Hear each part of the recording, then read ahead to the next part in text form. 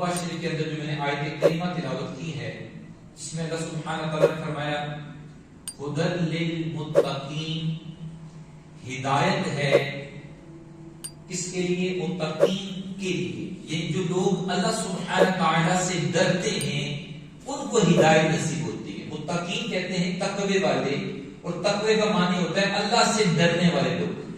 جو لوگ اللہ سے ڈرتے ہیں ان کے لیے ہدایت ہے۔ تو پتہ چلا جو لوگ اللہ سے ڈرتے ہیں اللہ پاک انہیں ہدایت بھی عطا فرماتا ہے۔ اور آگے آیت میں ارشاد فرمایا الذین یؤمنون بالغیب، اور وہ لوگ جو غیب پر ایمان لاتے ہیں، بن دیکھے ایمان لائے ہیں، تو اس کا بڑا انعام ہے۔ تو پتہ چلا ایمان والوں کی ایک صفت یہ بھی ہے کہ وہ غیب پر یقین رکھتے ہیں۔ الذین یؤمنون بالغیب، وہ ایمان والے جو بن دیکھے ایمان لائے ہیں، جو غیب پر یقین رکھتے ہیں۔ آگے فرمایا وَيُقِيمُونَ الصَّلَاةَ، اور نماز قائم رکھتے ہیں۔ پھر فرمایا وَمِمَّا رَزَقْنَاهُمْ يُنْفِقُونَ، اور ہمارے دیے ہوئے رزق میں سے اللہ کی راہ میں خرچ کرتے ہیں۔ تو ایمان والوں کی ایک صفت یہ بیان کی گئی کہ وہ غیب پر یقین رکھتے ہیں، نماز قائم رکھتے ہیں، اور اللہ کے دیے ہوئے رزق میں سے اپنے غریب مسلمانوں کی بھی امداد کرتے ہیں، یعنی اللہ کی راہ میں خرچ کرتے ہیں۔ اللہ سبحانہ تعالیٰ کی راہ میں خرچ کرنے کے پیارے بھائیوں بے شمار فضائل و برکات ہیں۔ چنانچہ ایک حدیث پاک سماعت کیجیے، معجم الکبیر شریف کی حدیث پاک ہے۔ اللہ سبحانہ تعالیٰ کے پیارے نبی محمد عربی صلی اللہ علیہ وسلم نے ارشاد فرمایا اللہ کی راہ میں جو بندہ بطور صدقہ خرچ کرتا ہے مال، بے شک وہ تھوڑا ہی کیوں نہ ہو، حدیث پاک کا مفہوم ہے کہ صدقہ کرو اگرچہ ایک کھجور کے برابر کیوں نہ ہو۔ فرمایا صدقہ کرتا ہے اس کا یہ صدقہ اس سے 70 برائی کے دروازے بند کر دیتا ہے۔ 70 برائی کے دروازے بند ہو جاتے ہیں تو بندہ بے شمار آفتوں، بلاؤں، مصیبتوں سے بچ جاتا ہے۔ پھر نبی کریم صلی اللہ علیہ وسلم نے ارشاد فرمایا کہ مسلمان قیامت کے دن اپنے صدقے کے سائے میں ہوگا۔ اور یاد رکھیں پیارے بھائیوں، قیامت کا دن 50,000 سالہ دن ہے، اس میں کوئی سایہ نہیں ہے۔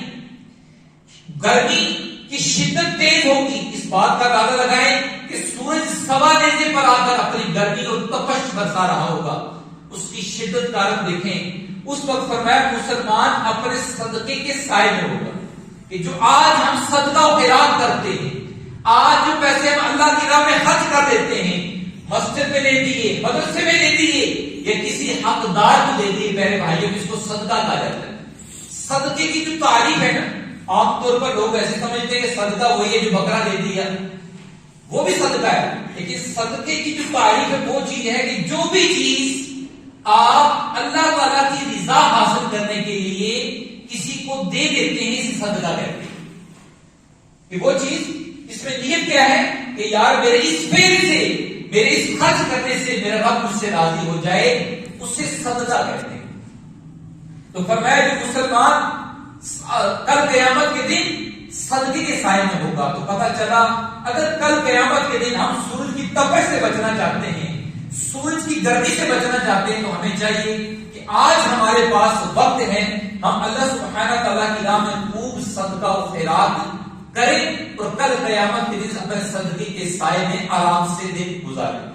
اسی طرح نبی کریم صلی اللہ تعالی علیہ وآلہ وسلم نے ارشاد فرمایا کہ جو مسلمان صدقہ کرتا ہے، یہ صدقہ اسے قبر کی گرمی سے بھی بچا لیتا ہے۔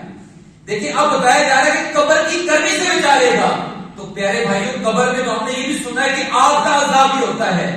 تو پتہ چلا جو بندہ صدقہ کرتا ہے، آگ تو دور کی بات ہے، اس کے قریب تو گرمی بھی نہیں پہنچے گی۔ کیوں؟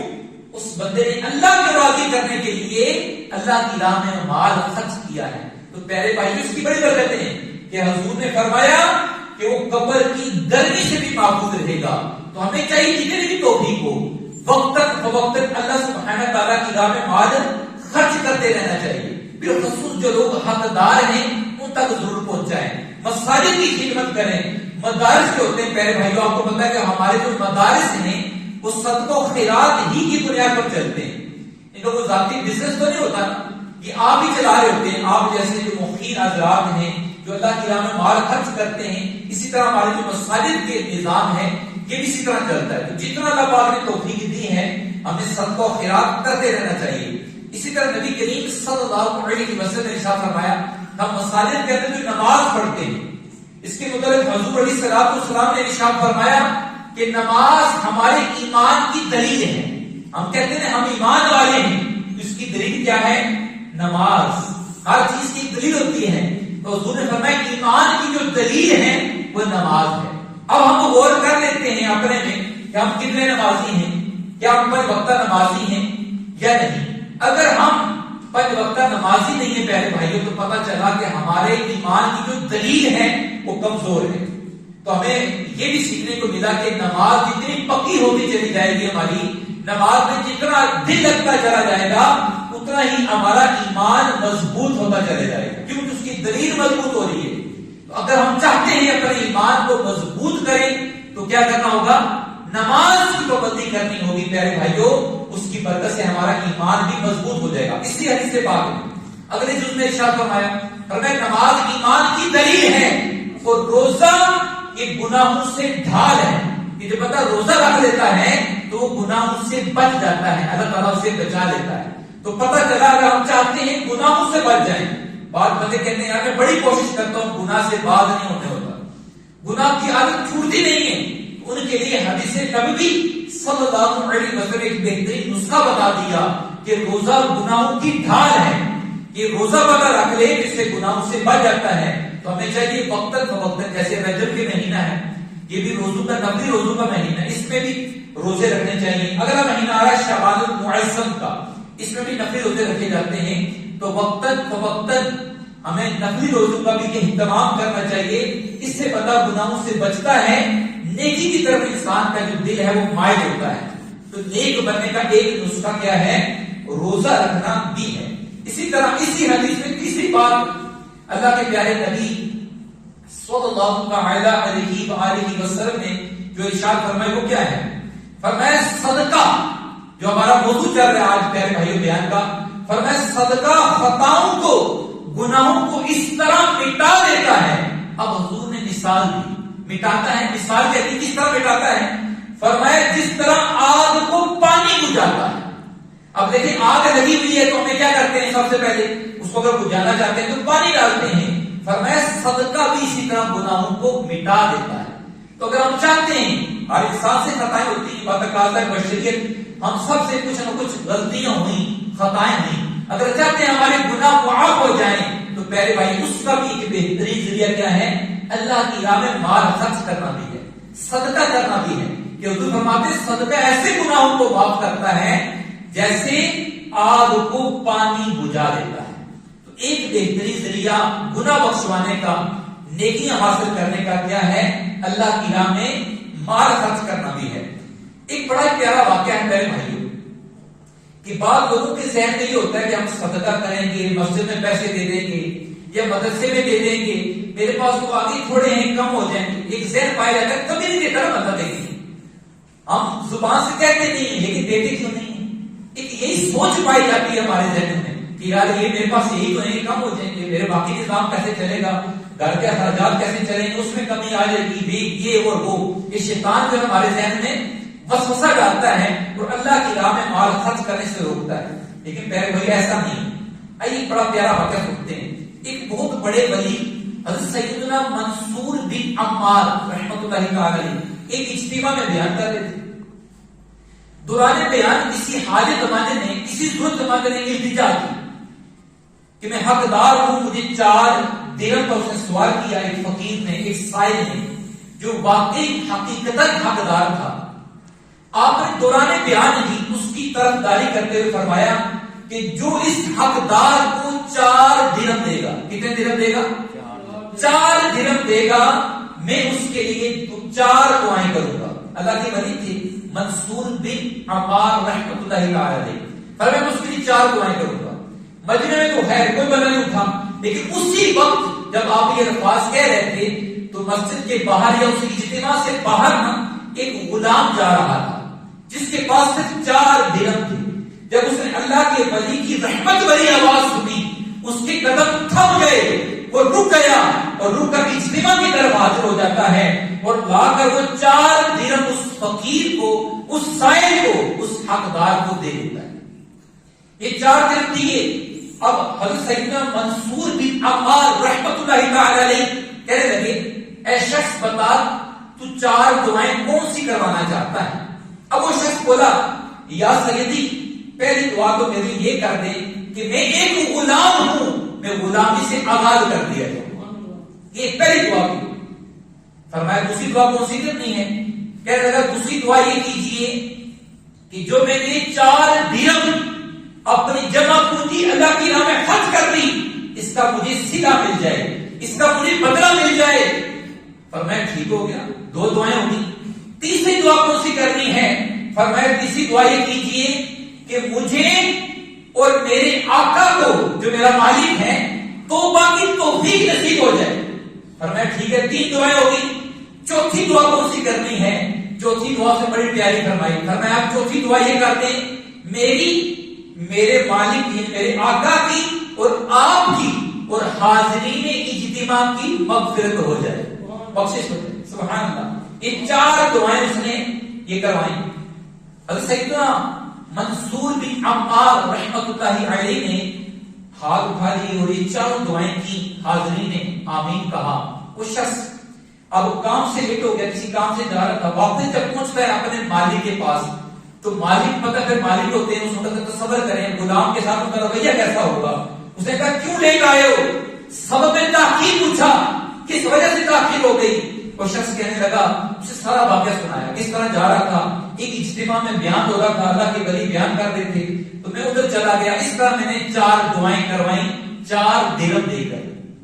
اب اس کا آقا کہنے لگا، اسے دلچسپی ہوئی کہ اس نے پھر 4 درہم غلام ہو کر اللہ کی راہ میں سارا لٹا دیے ہیں، تو 4 دعائیں کون سی کروائی ہیں یہ تو بتاؤ۔ وہ کہنے لگا پہلی دعا تو میں نے یہ کروائی تھی، اللہ تعالیٰ میں غلام ہوں تو مجھے اللہ پاک غلامی سے آزادی عطا فرما دے۔ سبحان اللہ، اتنا کہنا تھا، اس کے والد سے بے ساختہ پیارے بھائیوں یہ الفاظ نکلے، جا تجھے میں نے اللہ کے لیے آزاد کر دیا۔ وہ جانے لگا تو فرمایا ٹھہر جا، کیا بات ہے؟ فرمایا دوسری دعا تو بتاؤ، باقی دعائیں کیا ہیں؟ فرمایا دوسری دعا یہ کروائی تھی کہ اللہ تعالیٰ مجھے بھی اور آپ کو بھی، یعنی اپنے مالک کا کہنے لگا کہ توبہ کی توفیق نصیب ہو جائے۔ اللہ کی کرنی دیکھی میرے بھائیوں، جیسے ہی اسے سنا اللہ کا اس پر کرم ہو گیا، اس کے منہ سے نکلا استغفر اللہ استغفر اللہ استغفر اللہ، اس کہا یا اللہ میں اپنے تمام گناہوں سے سچی توبہ کرتا ہوں۔ اس نے بھی توبہ کر لی، غلام نے بھی توبہ کر لی، 2 دعائیں پوری ہو گئی۔ اب فرمایا تیسری دعا کیا کروائی تھی؟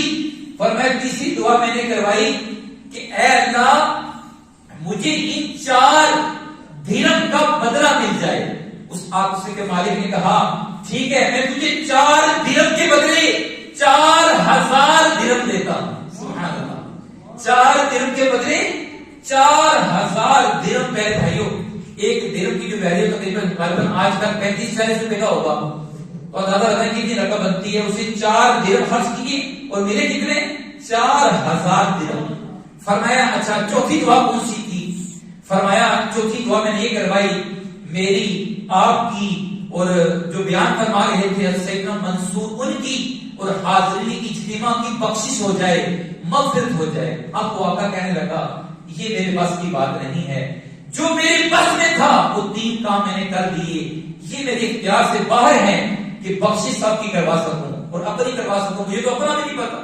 اتنا کہنا تھا، وقت گزر گیا میرے بھائیوں، رات ہوئی، وہ مالک جو اس غلام کا آقا تھا وہ سویا، رات کو قسمت میں انگڑائی لی، اعلان کیا 3 کام جو تیرے اختیار میں تھے تو نے کر دیے، اور میں وہ ذات ہوں جس کا نام ہے ارحم الراحمین، لے میں نے تیری بخشش فرما دی، تیرے غلام کو بھی معاف فرما دیا اور منصور کو بھی اور حاضرین اجتماع کی بخشش فرما دی۔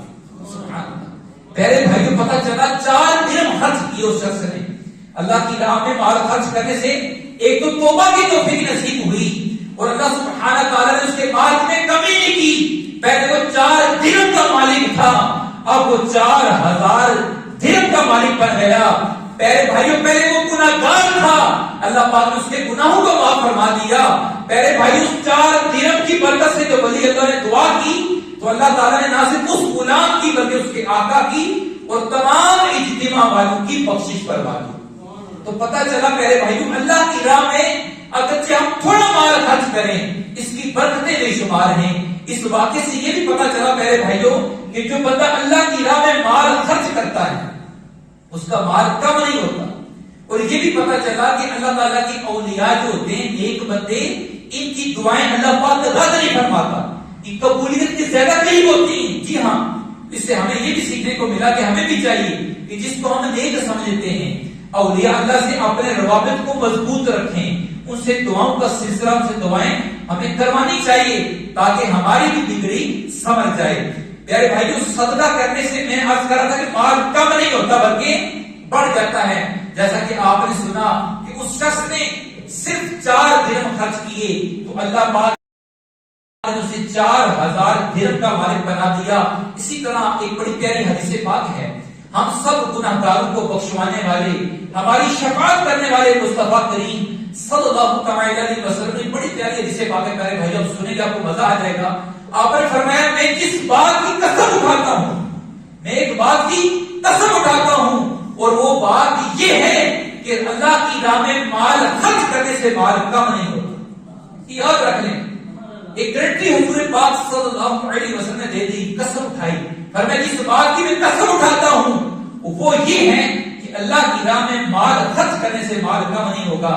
یاد رکھیں، یہ ایک تجربے کی بات بتاتا ہوں، علماء کرام نے بیان کی ہے کہ ہم نے یہ دیکھا ہے کہ جو لوگ زکات دیتے ہیں ہر سال، آپ اپنا حساب لگا لیجئے گا، جو زکات دیتا ہے وہ میری اس بات سے اتفاق کرے گا۔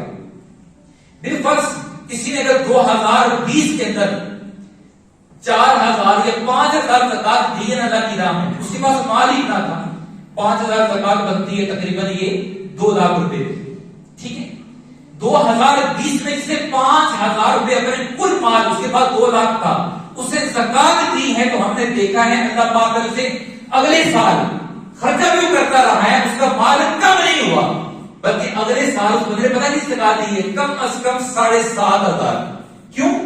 اسے زکات دی 2 لاکھ کا مالک تھا، اگلا سال آیا زکات کا ٹائم تو وہ 3 لاکھ کا مالک ہو چکا تھا۔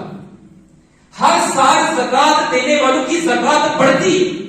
اسی طرح کسی نے سوال پوچھا علماء کرام سے، مفتیان کرام سے کہ ہم نے دیکھا ہے امیر تو امیر ہی ہوتا چلا جا رہا ہے عام طور پہ، اور غریب ہے غریب ہی رہتا ہے، کیا وجہ ہے؟ فرمایا امیر اس لیے امیر ہوتا جا رہا ہے کہ وہ اللہ کی راہ میں مال خرچ کرتا ہے تو اللہ تعالیٰ اس کے رزق میں کمی نہیں لاتا بلکہ بڑھتا رہتا ہے، اور غریب جو متوسط گھرانے جو زکات نہیں دیتے، پہلے بھائی ان کی بات کر رہا ہوں، زکات دینا فرض ہے، اس کا انکار کرنے والا کافر ہے۔ جو زکات نہیں دیتے مال ہونے کے باوجود ان کے مال سے جو برکت ہے وہ مٹ جاتی ہے۔ وہ اگر ایک سال 5 لاکھ کے مالک تھے تو اگلے سال 5 کے جاتے، ان میں کمی واقع ہو جاتی ہے۔ تو زکات دینے سے پتہ چلا کہ کبھی بھی مال میں کمی نہیں آتی۔ پیارے بھائیوں یہ تجربے کی بات بھی ہے۔ ایک تو نبی کریم صلی اللہ علیہ وسلم نے ارشاد فرما دیا، قرآن کریم میں کئی جگہ ارشاد فرمایا گیا کہ مال بڑھتا ہے کم نہیں ہوتا، لیکن تجربے میں بھی یہ بات آئی ہے کہ جو اللہ کی راہ میں لوگ مال خرچ کرتے ہیں اللہ تعالیٰ ان کے مال میں کبھی بھی کمی نہیں کرتا بلکہ دن بہ دن وہ مال بڑھتا رہتا ہے۔ اسی طرح نبی کریم صلی اللہ تعالی علیہ وسلم کے احادیث مبارکہ سے فیض حاصل کرنے والے بزرگان دین، ایک بڑا پیارا واقعہ سناتا ہوں۔ ابو جعفر رحمۃ اللہ تعالی علیہ، ان کے پاس ایک سائل آیا تو ان کے پاس اس وقت صرف 4 انڈے گھر میں موجود تھے۔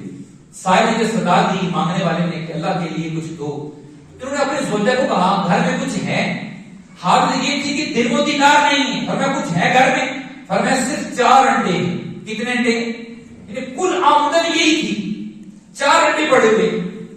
فرمایا سائل کو دے دو۔ زوجہ بھی خوش قسمت تھی، وہ کہنے لگی حکم کی، اس نے تعمیر کی اور 4 انڈے اٹھا کر دیے۔ حضرت جعفر رحمۃ اللہ علیہ فرماتے ہیں کہ ابھی کچھ ہی دیر گزری تھی کہ ٹوکری انڈوں سے بھری ہوئی ہمارے گھر میں آئی، میرے ایک دوست نے بھیج دی۔ تو فرمایا میں نے اپنے زوجہ سے پوچھا کتنے انڈے ہیں؟ فرمایا 30۔ کہتے میں حیران ہوا کہ 30 انڈے کس حساب سے؟ ہم نے تو اللہ کی راہ میں 4 لیے ہیں، اگر 10 گنا ملا تو 40 انڈے ہونے چاہیے۔ ان کی زوجہ نے وضاحت فرمائی کہ حضور ہیں 40 انڈے. وجہ یہ ہوئی کہ 30 سالم ہیں پورے انڈے اور باقی جو 10 انڈے تھوڑے سے ٹوٹے ہوئے ہیں. فرمایا یہ کیا وجہ؟ فرمایا جو میں نے اللہ کی راہ میں 4 انڈے دیے تھے 3 سالم تھے, 1 انڈا تھوڑا ٹوٹا ہوا تھا, تو اللہ پاک نے ہر انڈے کے 10 انڈے عطا فرما دیے. سالم کے سالم انڈے مل گئے اور جو ٹوٹا ہوا تھا اس کے بدلے 10 ٹوٹے ہوئے مل گئے. تو میرے بھائی جو اللہ کی راہ میں مال خرچ کرتا ہے اللہ تعالیٰ قرآن مجید میں فرماتا ہے کہ 700 گنا تک بڑھاتا ہے, اور یہ بھی لیمٹ ختم نہیں ہے. فرمایا اور جس کے لیے چاہتا ہے بغیر حساب کے بڑھا دیتا ہے. تو اللہ تعالیٰ ہمیں اللہ کی راہ میں مال خرچ کرنے کی توفیق عطا فرمائے. بالخصوص پہلے بھائی یاد رکھیں جو خرچ کرنے کے مصارف ہیں سب سے پہلا حق ہمارے رشتے داروں کا ہے. ان میں کوئی حقدار ہے ان کی دلجوئی کریں. اس کے بعد پہلے بھائیوں اللہ کے گھر مساجد اور مدارس کی بھی, کیونکہ یہ سارا نظام مساجد کا اور مدارس کا آپ کی عطیات سے آپ کے پیسوں سے چلتا ہے. ہم سب کو مساجد کے ساتھ اور مدارس کے ساتھ خوب تعاون کرنے کی توفیق عطا فرمائے. وما علینا الا البلاغ. علم کے موتی آقا نے عطا کیے, علم کے موتی آقا نے عطا کیے. ناداروں کو علم کے موتی